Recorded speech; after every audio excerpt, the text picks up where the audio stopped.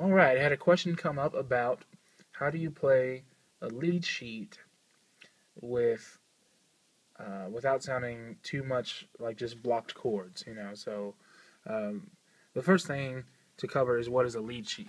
Well, a lead sheet is when you have just the chords and a general rhythm there that kind of tells me every 2 beats. So G, G, D, D, frequently, you'll have the title and you'll have a time signature, so it'll tell you, is this 4 beats, is it 3 beats, and generally with a lead sheet, you know what the song is already, you know how it goes, you don't need the melody, you probably just need the chords, or maybe sometimes the lyrics in the chords, and they can be fancier than this, they can be printed out, they'll have the entire measure for you, sometimes places of rest, but generally speaking, a lead sheet is just chords and sometimes lyrics.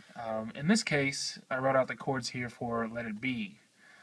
When I find myself in times of trouble, Mother Mary comes to me. That one by the Beatles, or maybe it was just Lennon, I don't know. But anyway, so this is the general chord structure for that. So that's what a lead sheet is, alright?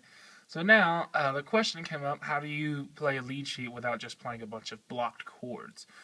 Alright, so if I were just to play these chords, this is G, D, E minor, C. Alright, so on the piano, that's just G, D, E minor, and C.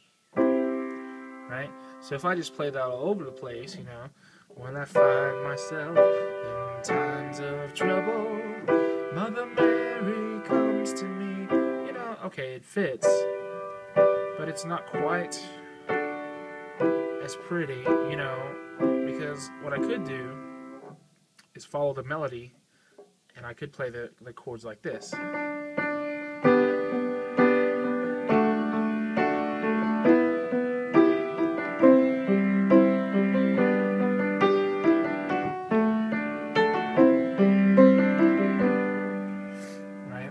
That's going to sound a lot more flowing.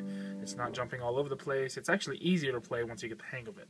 So that's what this little video series is going to be about. The first thing that you need to know, I'm assuming already that you know the chord names and their places on the keyboard as far as major and minor chords go. So if you don't know that already, maybe you should back up and go look at that, figure out what a G chord is, and a D chord, and an E minor chord, and go figure out what those things are before you go on with this video. Otherwise you might get a little bit lost pretty quickly. So in chords, what we have is called root position. So when you first learn a chord, 1, 3, and 5, like G for instance, you learn it in root position. Root position means that the name of the chord, the note name of the chord, G, is on the bottom. That's the root. This is called the root of that chord, so we're starting with that, and now we're in root position. Now we have this thing called an inversion, alright? An inversion is when you take the root and play it up here instead. So here I'm playing G, B, D. Now up here I'm going to go B, D, G. Still playing G, B, and D, right? G, B, D, G, B, D, alright? So what we need to do is figure out how to go from here to here very quickly. You need to practice it such that you can do that and still talk at the same time even, I always say if you can play something and talk at the same time, then you have really mastered it, because now you're using 2 different parts of your brain, right? Excuse me. Alright, so what's going on here is that if you have 3 notes in a chord, you have 2 different places other than root position, so 3 total places that you can play this. You can play it in root position, you can play it up here, or you can play it up here. Right? So the first step to not playing this just in a block way is learning these inversions. So with all the white notes, with the white note chords, in this case that would be the G, the E minor, and the C, all white notes. What we're going to do is we're going to take that G, put it on top, and now we're going to play 1, 2, and 5 instead of 1, 3, and 5. Alright? So we're going to go 1, 3, 5 here, 1, 2, 5 here. Alright? Then when we take this B and put it up one more octave up here, now we're playing G, B, and D, still a G chord.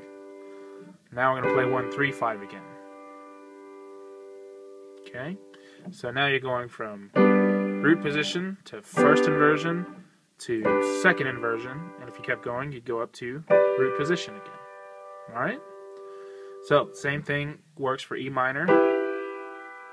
Take the E, put it on top. Now you play 1, 2, 5 here. 1, 3, 5 on top. Same thing for C. Right? And this also works for D, actually. 1, 2, 5. 1, 3, 5. Right? So, that's your first task, is to learn that. And then once you've got that pretty well down, then go on to the next video in this series.